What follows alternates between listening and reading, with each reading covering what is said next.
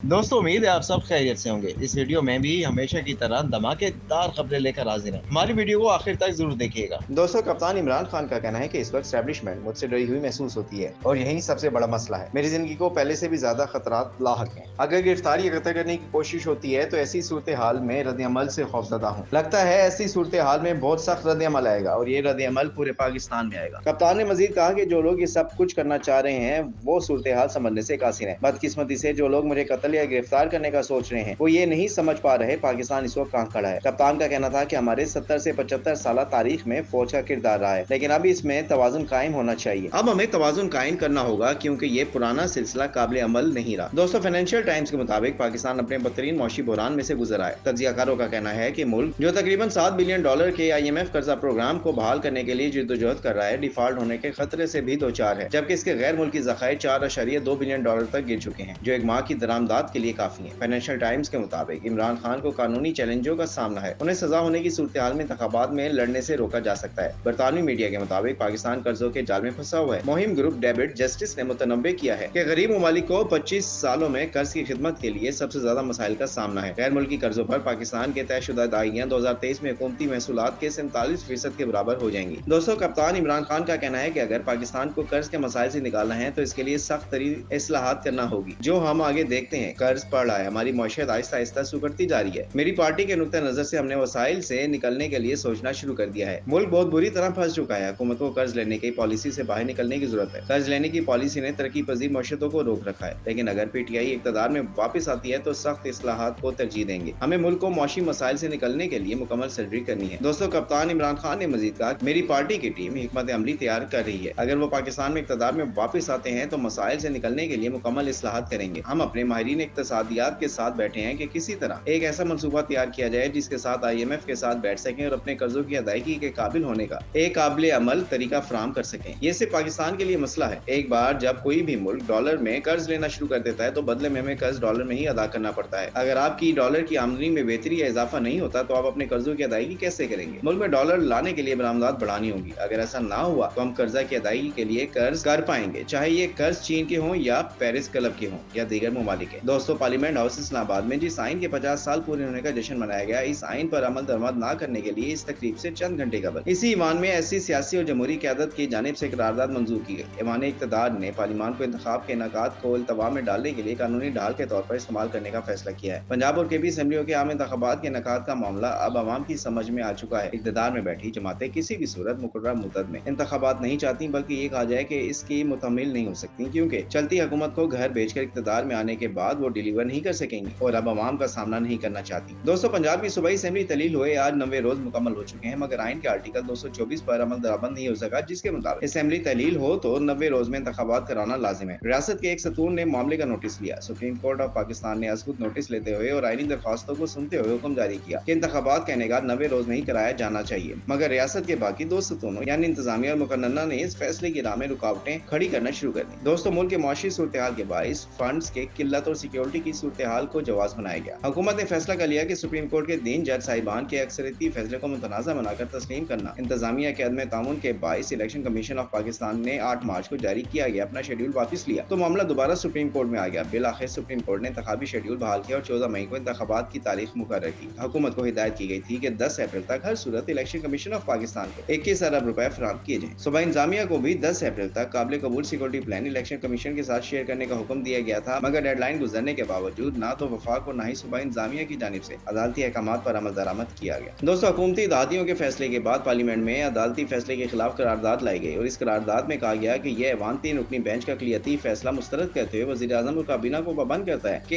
इस खिलाफ आइन और कानून फैसले पर अमल न किया जाए। इसके बाद काबीना का इजलास बुलाकर इस मामले को पार्लियामेंट में ले जाने का फैसला किया गया। इंतखाबात की रकम फेडरल कॉन्सुलेटेड फंड से लेने के लिए 10 अप्रैल को मिनी बिल कौमी असेंबली में पेश कर दिया गया। इसके बाद इसे खजाना की कायमा कमेटी को भिजवा दिया गया, जो सिफारिशात तैयार करने के लिए कई रोज लेगी। यूं इलेक्शंस के लिए फंड देने का मामला इल्तवा का शिकार हो चुका है। दोस्तों, इलेक्शन कमीशन ऑफ पाकिस्तान ने अदालती फैसले की रोशनी में 11 अप्रैल को सुप्रीम कोर्ट ऑफ पाकिस्तान को आगाह किया कि हुकूमत ने डेडलाइन गुजरने के बावजूद फंड्स फराहम नहीं किए, जबकि पंजाब की निगरान हुकूमत ने भी 3 लाख के बजाय सिर्फ 75,000 सिक्योरिटी एहलकार देने की हामी भरी। सुप्रीम कोर्ट ऑफ पाकिस्तान ने इलेक्शन कमीशन की रिपोर्ट पर नोटिस लेते हुए सेक्रेटरी खजाना, governor state bank, secretary election commission और अटॉर्नी जनरल को नोटिस जारी कर दी है। अदालत ने अपने ऑर्डर में कहा है कि फंड्स की अदम फराहमी अदालती अहकामात की हदोमदूली है है और इसके नताइज कानून में वाज़ेह और सबको मालूम है। अदालती हुकूमत दोली करने और इस पर उकसाने वालों के खिलाफ कार्रवाई हो सकती है, ताहम इलेक्शंस के लिए फंड्स की फराहमी तौहीन अदालत की कार्रवाई से ज्यादा अहम है।